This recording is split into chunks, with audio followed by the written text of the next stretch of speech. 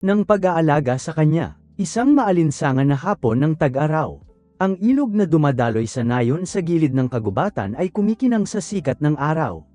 Si Aling Hazuan Mai, isang babaeng mahigit 40 taong gulang, pauwi na, pagkatapos ng isang mahaba at mahirap na araw ng pagtatrabaho sa bukid.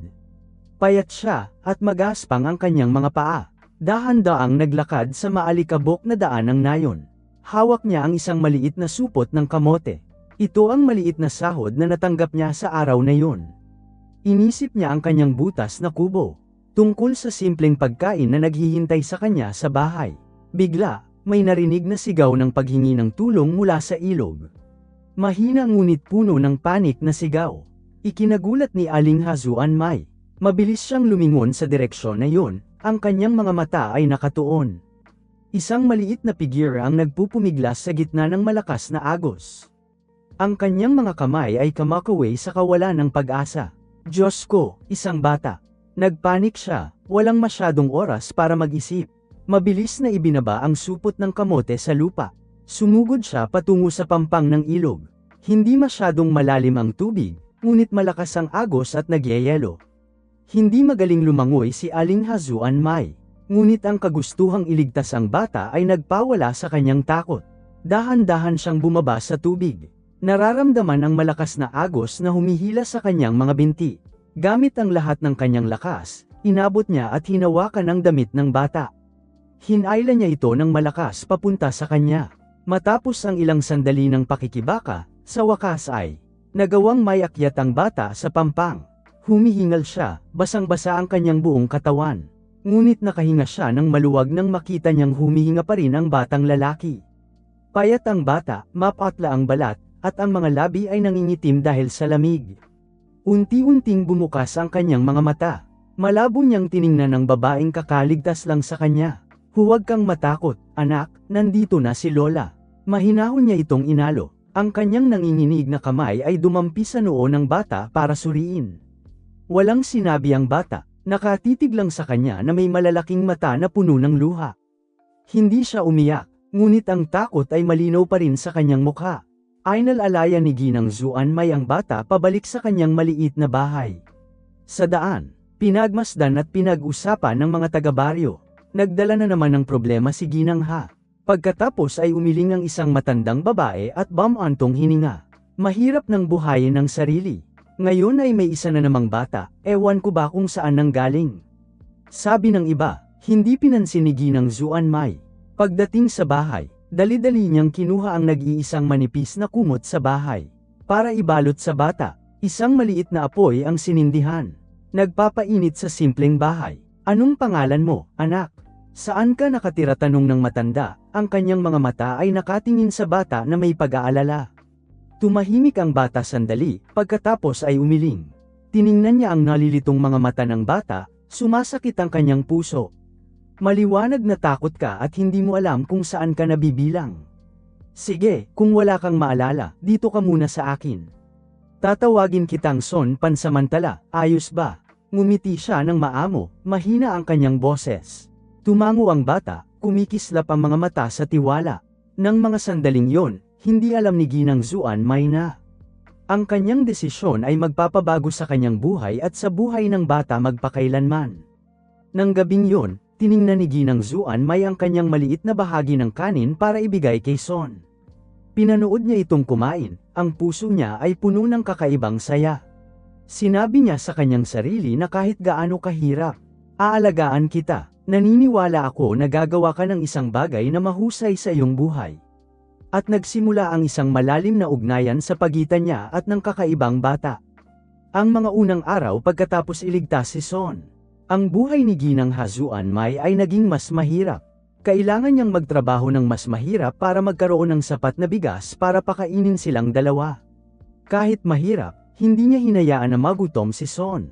Sa kanyang mga mata, hindi lamang siya isang batang nailigtas niya nang hindi sinasadya, kundi pamilya rin, ay pag-asa, ay ang tanging sandigan sa kanyang buhay na puno ng paghihirap.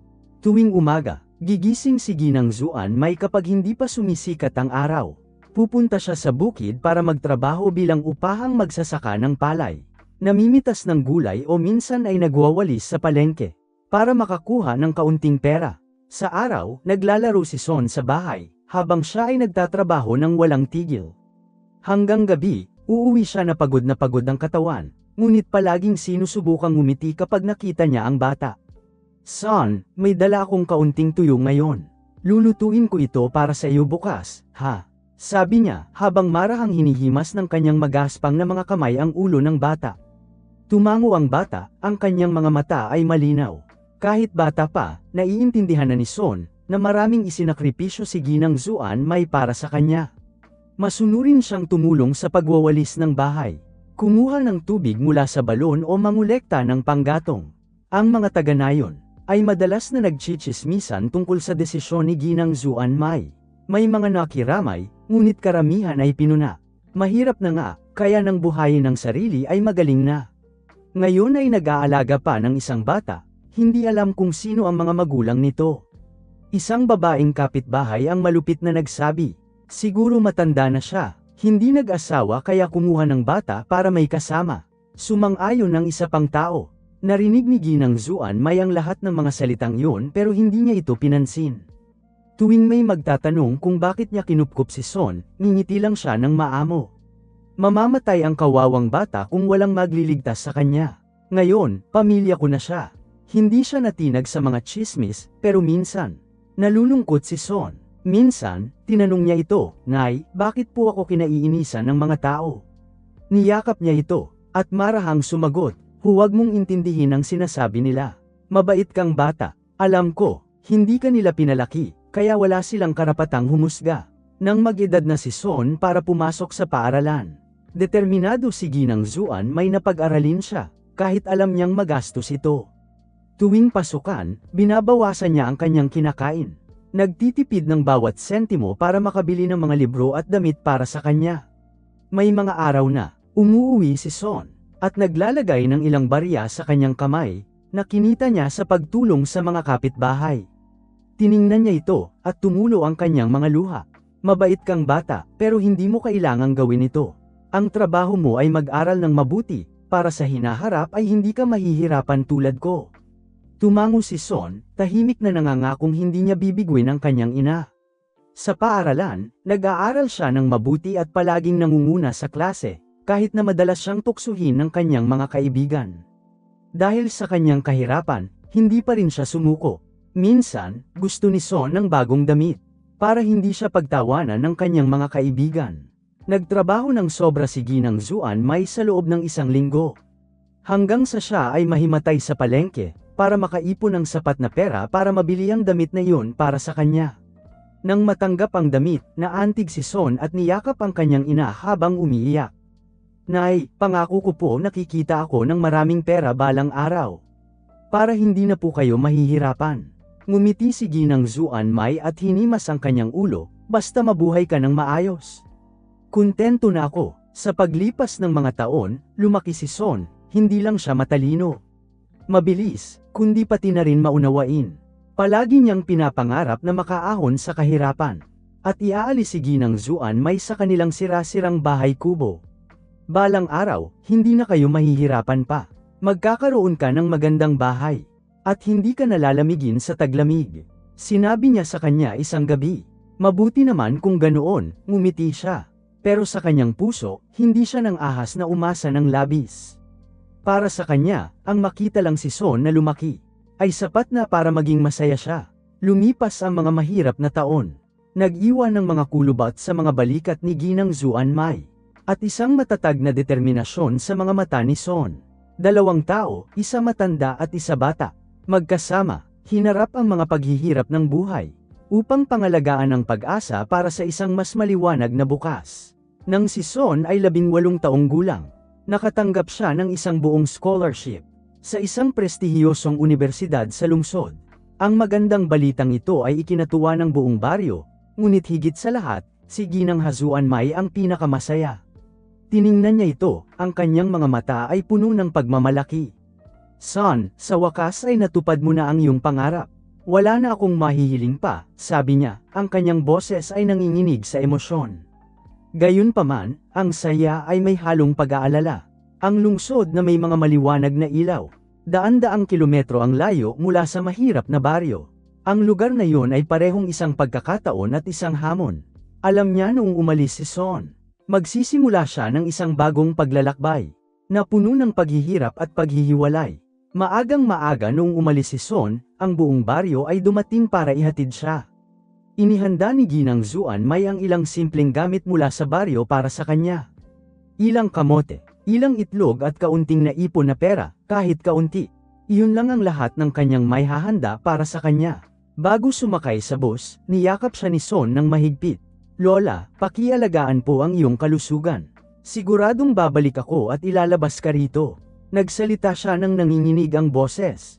Pinilit niyang ngumiti, kahit na ang puso niya ay kumikirot. Sige na, huwag mo akong alalahanin. Magiging masaya ako kung mag-aaral ka lang ng mabuti. Unti-unting yumandar ang sasakyan. Nag-iwan ng alikabok na tumatakip sa kalsada sa probinsya. Tahimik siyang nakatayo sa may gate. Nakatingin hanggang sa tuluyan nang mawala ang kanyang pigyera. Pagdating sa lungsod, parang nakapasok si Son sa isang bagong mundo. Maliwanag ang mga ilaw, matao ang trapiko. Lahat ay ibang-iba sa tahimik na tanawin sa kanayunan. Ngunit ang kinang na yon, hindi maitago ang kahirapan ng buhay. Dito, nag-aaral at nagtatrabaho si Son para matustusan ang kanyang mga gastusin. Tinanggap niya ang lahat ng uri ng trabaho. Namamahagi ng mga flyer. Nagtatrabaho bilang waiter sa isang restaurant, kahit na naglilinis ng mga dormitoryo. Kumakain ng kaunting pagkain. Ang mga gabing walang tulog sa kanyang mesa ay nagdulot sa kanya ng pagod. Ngunit ang kanyang kalooban ay hindi kailanman nag-alinlangan. Isinakripisyo ko ang buong buhay ko para sa iyo. Kahit gaano kahirap, dapat kang magtagumpay. Sinasabi niya ito sa kanyang sarili tuwing nakakaramdam siya ng pagod. Sa probinsya, regular pa ring nagpapadala ng sulat si Lola Zuan May sa kanya. Sa kanyang mga sulat, palagi niya siyang pinaalalahanan na alagaan ang kanyang kalusugan. At nagkwento tungkol sa maliliit na bagay na nangyayari sa kanilang bayan. Tulad ng inahing manok na kakapangitlog lang, o ang mga palay na mabibigat sa butil. Kahit hindi niya sabihin, alam niyang nahihirapan si Son. Bawat buwan, nagpapadala si Son ng kaunting pera sa kanya. Mula sa kanyang maliit na kinikita mula sa mga part-time na trabaho.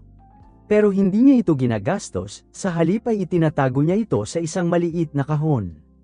Ang perang ito ay para sa hinaharap, kung sakaling kailanganin mo ito, itatago ko ito para sa iyo. Bamulong siya, ang kanyang mga mata, puno ng pagmamahal habang tinitingnan ang pera, ang iyong pawis at luha. Ang mga taon sa kolehiyo ay lumipas na may maraming paghihirap. Pero si Son ay palaging nangunguna sa kanyang klase. Dahil sa kanyang mahusay na akademikong record, inimbitahan siya para sa isang internship, sa isang nangungunang kumpanya ng teknolohiya. Iyon ang kanyang pagkakataon upang patunayan ang kanyang sarili. Sa una, hindi madali ang trabaho. Kinailangan ni Son na harapin ang matinding kompetisyon. Ngunit salamat sa kanyang katalinuhan at pagtitiyaga, unti-unti niyang itinatag ang kanyang posisyon sa kumpanya. Pagkatapos ng ilang taon, nagpasya siyang umalis sa kanyang trabaho at simulan ang sarili niyang negosyo. Ang mga unang araw ng kanyang startup ay puno ng mga pagkabigo. Ang kanyang maliit na kumpanya ay kulang sa kapital, kulang sa tauhan, at halos hindi kayang makipagkumpetensya sa mga higanti sa industriya. Pero hindi siya sumuko. Nagtrabaho siya ng 18 oras bawat araw. Patuloy na naghahanap at nag-iimbento upang mailabas ang kanyang produkto sa merkado. Pagkatapos ay dumating ang pagkakataon. Isang malaking kontrata sa isang dayuhang kasosyo. Nakatulong sa kumpanya ni Son na maabot ang isang mahalagang punto. Pagkalipas lamang ng ilang taon, mula sa isang maliit na negosyo. Ang kanyang kumpanya ay naging isang nangungunang kumpanya ng teknolohiya, na may libu-libong empleyado, at mga sangay sa buong bansa. Matapos makamit ang tagumpay, hindi na madalas makipag-ugnayan si Son kay Ginang Zuan May, hindi dahil nakalimutan niya ang kanyang kabaitan. Ngunit dahil hindi siya sigurado tungkol sa kanyang mahirap na nakaraan. Natatakot siya na ang pagbanggit sa kanyang simpleng ina-inahan ay makakasira sa kanyang imahe. Sa mundo ng negosyo, regular pa ring sumulat si Ginang Zuan May ng mga liham para sa kanya. Ngunit ang mga liham na iyon ay lalong bihirang tumugon. Minsan ay nakatayo siya sa kanyang gate, nakatingin sa daan patungo sa lungsod. Tahimik na umaasa na balang araw ay babalik siya. Masyadong abala si Son, sigurado akong hindi niya ako nakalimutan. Inalo niya ang kanyang sarili. Kahit na ang kalungkutan ay nakaukit ng malalim sa kanyang may edad na mukha. Ngunit hindi niya alam na sa malayong lugar. Lihim din siyang binabantayan ni Son. Lagi niyang sinasabi sa kanyang sarili, kapag tama ang oras, babalik ako at babawiin ang lahat. At kaya, ang buhay ni Ginang Xuan Mai at Son ay pumasok sa isang magulong yugto, kung saan ang sakripisyo, pagmamahal, at pasasalamat ay susubukin ng mas matindi kaysa dati. Lumipas ang panahon, si Son, mula sa isang mahirap na batang lalaki sa probinsya, ngayon ay naging tagapagtatag at CEO ng isang malaking kumpanya ng teknolohiya.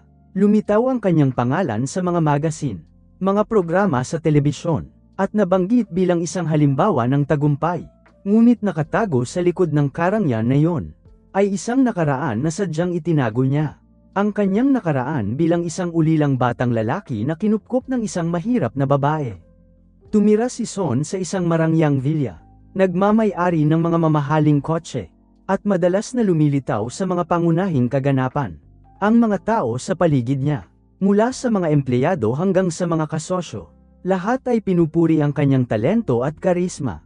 Unti-unting nasanay si Son sa mundo ng mataas na lipunan, kung saan ang mga kwento tungkol sa mahirap na pinagmulan ay madalas na itinuturing na hindi gaanong kaakit-akit. Sa kaibuturan niya, lagi siyang nagtataka kung may tatanggap ba sa katotohanan na ako ay dating isang mahirap na bata, nabubuhay salamat sa pagmamahal ng isang babaeng probinsyana. Hindi, ang kanyang mga damdamin ng kahihiyan ang dahilan kung bakit lalong lumayo si Son kay Ginang Xuan Mai. Ang mga tawag sa telepono ay naging hindi gaanong madalas. Ang kanyang mga liham ay isinantabi rin. Binabanggit ang kanyang abalang schedule sa trabaho. Sa kanyang bayan, nakatira pa rin si Ginang Xuan Mai sa kanyang sira-sirang kubo, kung saan naroroon ang mga alaala ni Son sa bawat maliit na sulok. Ang kanyang larawan sa graduation ay isinabit niya sa pader na nagbabalat, at ang kahon na naglalaman ng perang ipinadala niya pabalik ay iniingat pa rin niya ng mabuti, nang hindi gumagastos ng isang sentimo. Araw-araw ay pumupunta siya sa palengke para bumili ng mga simpleng pagkain. Personal na inaalagaan ang maliit na hardin ng gulay sa likod ng bahay. Ang kanyang likod ay mas nakayuko. Ang kanyang mga hakbang ay mas mabigat. Ngunit ang kanyang mga mata ay nagniningning sa paniniwala na balang araw ay babalik si Son. Siguro ay abala lang siya, hindi ko siya masisisi, sabi niya kapag may nagtanong tungkol sa kanya. Kahit masakit ang kanyang puso, lagi siyang mapagpatawad at ipinagmamalaki ang kanyang ampun na anak. Isang araw, bumalik si Son sa kanyang bayan para sa isang maikling paglalakbay. Hindi siya dumaan sa bahay ni Ginang Xuan Mai, ngunit dumalo lamang sa isang seminar sa lugar. Nang ang kanyang makintab na kotse ay huminto sa kalsada ng nayon, ilang mga taga-nayon ang nakakilala sa kanya. Si Son yan, hindi ba? Ang batang lalaki na pinalaki ni Ginang Xuan Mai. Bulong ng isang tao. Mabilis na nakarating ang tsismis sa tenga ni Ginang Xuan Mai. Agad niyang iniimpake ang ilang mga lokal na regalo, ilang kamote, isang bote ng pulot, at nagmamadaling naglakad papunta sa lugar ng seminar. Nanginginig ang kanyang mga binti, ngunit ang kanyang puso ay puno ng pananabik. Pagdating niya, nakaalis na si Son. Hinarang siya ng gwardya, hindi pinayagang pumasok. Lola, para lamang sa mga inimbitahang bisita ang lugar na ito. Abala si Ginoong Son, hindi ka maaaring pumasok.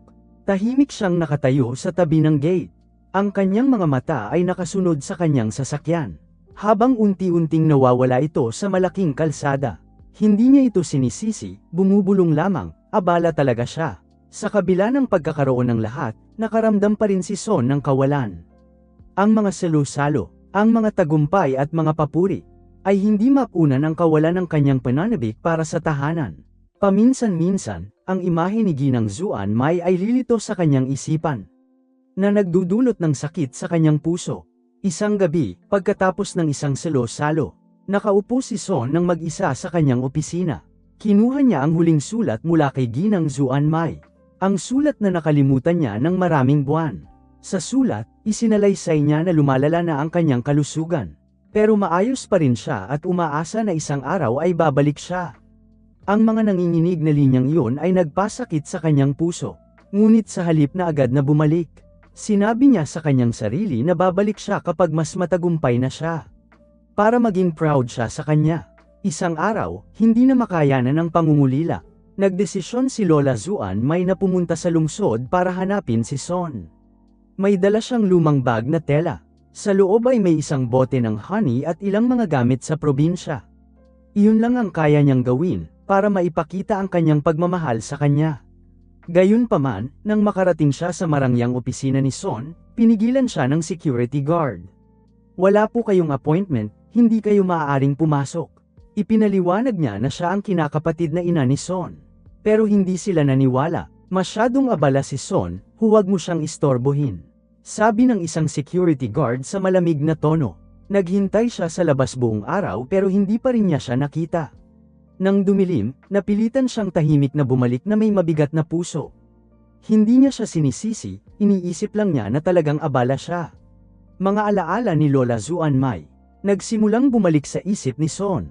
Kahit sinubukan niyang punan ang kanyang buhay, ng trabaho at katanyagan, hindi niya mabura ang imahe ng kanyang matandang kinakapatid na ina, ang kanyang magaspang na mga kamay at banayad na titig. Ngunit ang kahihiyan at takot ay nag-alinlangan sa kanya. Hindi nang ahas na harapin ang kanyang nakaraan. Ang buhay ng dalawang tao, isang kinakapatid na ina na tahimik na naghihintay, at isang anak na nalulunod sa tagumpay ngunit nag-iisa, patuloy na dumadaloy ng magkatulad, pinaghihiwalay ng isang lumalaking distansya. Tanging panahon lamang ang makakasagot, kung ang distansya na yon ay mapupunan o hindi. Dumating na ang araw ng kapalaran, kung saan nagtagpo ang nakaraan at kasalukuyan. Kinakaladkad ang mga katotohanang matagal nang nakabaon. Isang malaking kaganapan para sa korporasyon ni Son ang naganap sa lungsod. Isang seremonya na ginugunita ang pagkakatatag ng kumpanya at pag-aanunsyo ng isang bagong proyekto. Nakatayo si Son sa gitna. Sa gitna ng nakasisilaw na mga ilaw at walang tigil na palakpakan. Ngunit sa kaibuturan ng kanyang puso, pakiramdam niya ay may kulang. Habang nagaganap ang seremonya sa labas ng bulwagan, tahimik na nakatayo si Ginang Zuan Mai. Hawak niya ang isang lumang bag na tela. Hindi niya alam na ngayong araw na ito, ang kanyang presensya ay magbabago sa lahat. Nakilala siya ng isang gwardya mula sa huling pagbisita niya. Kumunat ang noo niya. Lola, sinabi ko na, hindi ka maaaring pumasok ng walang imbitasyon. Hindi ko kailangan ng pagkain o matutuluyan, gusto ko lang makita si Son. Nagmakaawa siya, nanginginig ang boses. Ang pagtatalo, umakit ng atensyon ng ilang mga dumalo. Isang babae sa karamihan ang tumawa ng mapang-uyam. Isang matandang babaeng probinsyana na gaya nito. Ang kapal ng mukha na humarap sa amo. Nakakatawa talaga si Son. Nahiya si Zuan Mai dahil sa mga bulong-bulungan ng mga tao. Mahigpit na hinawakan ng nanginginig niyang mga kamay ang kanyang bag. Ngunit hindi siya umalis. Nang marinig ang ingay sa labas ng bulwagan, napagtanto ni Chairman Son na may mali. Lumabas siya para tingnan kung ano ang nangyayari. At doon niya nakita si Ginang Zuan Mai, ang kanyang matandang ina-inahan. Nakatayong nanginginig sa gitna ng mapanghamak na mga titig. Pareho silang natigilan. Nakita ni Ginang Zuan Mai ang kanyang ampun na anak, na ngayon ay isang matagumpay na lalaki, sa isang mamahaling suit at malamig na titig. Samantalang si Son, parang pinipiga ang kanyang puso, nang makita niya ito sa kanyang simpleng damit, na may malalim na mga mata at payat na pangangatawan. Lola, anong ginagawa mo rito? Tanong niya. Pumiyok ang boses. Gusto ko lang makita ka, para malaman kung kumusta ka na, sagot niya, kumikinang ang mga mata sa emosyon. Naramdaman ni Son ang matanong na mga tingin ng mga tao sa paligid niya. Bahagi sa kanya ang gustong hilahin ito palayo para maiwasan ang kahihiyan. Ngunit ang ibang bahagi ay pumihil sa kanya na alisin ang tingin dito. Sa sandaling yon, may nagsalita sa karamihan. Sino itong matandang babae sa iyo, Ginoong Son? Bakit mukhang probinsyana? Ang mapang-uyam na mga salita ay naging dahilan para mapatingin sa kanya ang lahat. Huminga ng malalim si Son, namumula ang mga mata. Alam niya na ito na ang oras na hindi na siya makakatakas. Siya ang aking ina, pahayag niya. Malakas ang boses ngunit hindi maitago ang emosyon, ang nagligtas sa aking buhay. Noong ako ay isang batang muntik ng malunod, ang nag-alaga at nagpalaki sa akin ng may pagmamahal. Kahit wala siyang anuman, tumahimik ang buong bulwagan. Nawala ang mga mapang uyam na bulong. Napalitan ng gulat na katahimikan. Natigilan si Ginang Zuanmay. Gamulong ang mga luha sa kanyang mga pisngi. Hindi mo kailangang sabihin yan. Ginawa ko lang ang gagawin ng kahit sino. Lumapit si Son, lumuhad sa harap niya, umaagos ang mga luha sa kanyang mukha. Lola, patawarin mo ako. Nagkamali ako. Hinayaan kitang magduse sa lahat ng mga taon na ito. Dahil lamang sa natatakot akong harapin ang aking nakaraan. Ngunit, hindi ko makakalimutan ang ginawa mo para sa akin. Niyakap siya ni Ginang Zuanmay, nanginginig ang mga kamay dahil sa emosyon. Hindi mo kailangang humingi ng tawad. Basta't maayos ang iyong buhay, kontento na ako. Ang imahe ng mayamang lalaki. Yumuyo ko sa harap ng kanyang simpleng ina. Naantig ang lahat ng dumalo sa seremonya. Ang mga taong minsang tinuya siya. Ngayon ay nahihiya sa kanilang mga ginawa. Pagkatapos ng seremonya, dinala ni Son si Ginang Zuanmay sa kanyang vilya. Determinado siyang bumawi sa kanyang mga pagkakamali, para ibigay sa kanya ang pinakamahusay na pangangalaga. Ngunit tinanggihan niya ang mga karangyan na yon. Kailangan ko lang na maalala mo ako, sapat na yon. Huwag mo akong iwan dito ng mag-isa, nasanay na ako sa simpleng buhay. Tahimik na tumango si Son, nangangakong gugugol ng oras kasama niya. Para bumawi sa mga nawalang taon. Hindi rin siya nag-atubili, na sabihin sa lahat ang tungkol sa kanyang nakaraan, dahil naiintindihan niya na ang kanyang nakaraan ang humubog sa kanya sa kung sino siya ngayon. Ang katotohanan tungkol sa relasyon sa pagitan ni Son at Ginang Zuanmay. Mabilis na kumalat, at naging isang inspirational na kwento, tungkol sa pasasalamat at pagmamahal ng isang ina. Para sa kanya, hindi lang ito tungkol sa pagtubos, kundi isang paraan din upang patunayan ang halaga ng mga ugnayan ng pamilya. Sa buhay, mula noon, gumugugol si Son ng oras kasama si Ginang Zuanmay araw-araw. Ginugunita ang mga lumang alaala ng magkasama, dahil alam niya na ang kanyang tagumpay ay hindi lamang itinayo sa talento, kundi pati na rin sa pagmamahal. Nang walang kondisyong pagmamahal ng kanyang ina-inahan, na nagsakripisyo ng lahat para sa kanya. Pagkatapos ng kanilang muling pagkikita, determinado si Son na bumawi sa kanyang mga pagkakamali at suklian. Ang kanyang ina-inahan, na nagsakripisyo ng kanyang buong buhay para sa kanya. Hindi lamang ito isang paglalakbay ng pagpapagaling, kundi isang magandang kwento rin, tungkol sa pasasalamat at pagmamahal, na lumalampas sa lahat ng distansya. Ginang Zuanmay, tumanggi na manirahan sa marangyang vilya ni Son. Pumayag lang siyang tumira sa isang maliit na bahay, mas simple na matatagpuan sa isang tahimik na hardin, na itinayo ni Son lalo na para sa kanya. Kumpleto sa gamit ang bahay, na may hardin ng gulay at isang trellis ng mga bulaklak ng kalabasa, na minahal niya. Na nagpapaalala sa kanya ng kanyang bayan. Gusto ko lang mamuhay ng mapayapa tulad ng dati. Kayo ay kailangan lang bisitahin ako paminsan-minsan, sabi niya, mabait ang mga mata. Ngumiti si Son, hinawakan ang kanyang kamay. Hindi, sasamahan kita araw-araw. Masyado na kitang pinabayaan mag-isa. Mula noon, tuwing umaga ay gumugugol si Son ng oras sa pag-inom ng tsaa kasama niya. Nagkukwentuhan at kung minsan ay tinutulungan siya sa paghahalaman. Bumalik ang mga lumang alaala, tinutulungan silang tulayin ang agwat sa pagitan nila. Isang araw, dinala ni Son si Ginang Zuanmay pabalik sa kanyang bayan, para bisitahin ang kanyang lumang kubo. Nakatayo pa rin ang bahay doon, ngunit lubha itong sira-sira. Tumutulo ang bubong, ang mga dingding ay nakakiling sa edad. Ngumiti si Ginang Zuanmay, hinihimas ang bawat sulok ng bahay. Dito ka lumaki, napakaraming alaala dito, kahit mahirap, wala akong pinagsisisihan. Tahimik na nakatayo si Son. Sumikip ang kanyang puso, nang maalala niya ang mga araw na nagpakahirap siya. Nang walang pagod para palakihin siya. Yumuko siya, garalgal ang boses. Ina, patawad dahil nakalimutan ko ang mga araw na ito. Pero mula ngayon, hindi ko nahahayaang magdusa ka pa. Nagpasya siyang panatilihin ang lumang bahay bilang isang alaala, at kasabay nito ay magtayo ng isang maliit na paaralan sa baryo. Upang matulungan ang mga mahihirap na bata na magkaroon ng pagkakataong makapag-aral, ang minsang pinangarap ni Mrs. Zuanmay para sa kanya. Nag-hire ng medical team si anak. Inaalagaan ng doktor ang kalusugan ni Ms. Zuanmay. Tumutol siya, malakas ako, hindi na kailangan ng ganitong abala. Huwag kang mag-alala, ina. Ito ang paraan ko ng pag-aalaga sa iyo, tulad ng dati mong pag-aalaga sa akin. Sabi niya, matatag ang mga mata. Tuwing gabi, personal niya itong dinadalhan ng lugaw. Minamasahe ang kanyang mga paa. Nakalyo dahil sa mga taon ng pagtatrabaho. Minsan, tahimik na tumulo ang kanyang mga luha. Nang makita niya ang kanyang payat na mga kamay, ang kanyang mga balikat na nakayuko. Ginawa mo ang lahat para sa akin. Ngayon na ang oras para gawin ko iyon para sa iyo, bulong niya.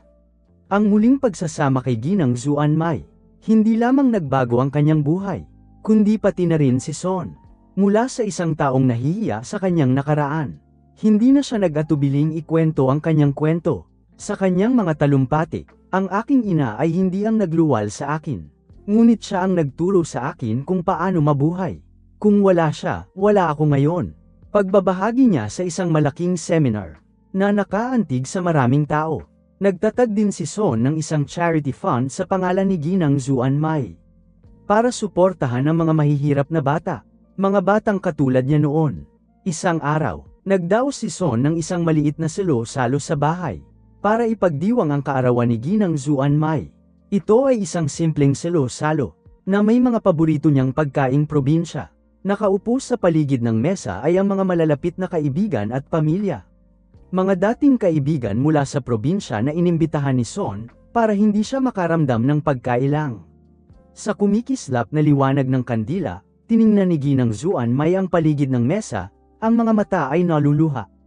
Hindi ko akalain na darating ang araw na ito. Ang pagkakaroon mo lang sa aking tabi ay sapat na. Inaisinakripisyo mo ang iyong buong buhay para sa akin. Ngayon na ang oras para gawin ko yun para sa iyo, sagot ni Son. Garalgal ang boses. Ang mga huling taon ng buhay ni Ginang Zuanmai lumipas ng mapayapa, na may pagmamahal at masigasig na pangangalaga ni Son. Araw-araw, nakasuot siya ng kuntentong ngiti. Nalalaman na ang lahat ng kanyang mga sakripisyo ay hindi walang kabuluhan. Nang siya ay pumanaw, nagdaos si Son ng isang libing. Simpleng ngunit puno ng pagmamahal. Tulad ng paraan ng kanyang pamumuhay. Tahimik niyang inilagay ang isang palumpo ng mga bulaklak sa harap ng kanyang puntod. Bumubulong, natupad ko na ang aking pangako, ina. Magpahinga ka na sa kapayapaan. Ang kwento ni Ginang Zuanmai at Son ay hindi lamang isang kwento tungkol sa pagmamahal ng isang ina, ngunit isang malalim na aral din tungkol sa pasasalamat, sakripisyo, at ang kahulugan ng pagmamahal.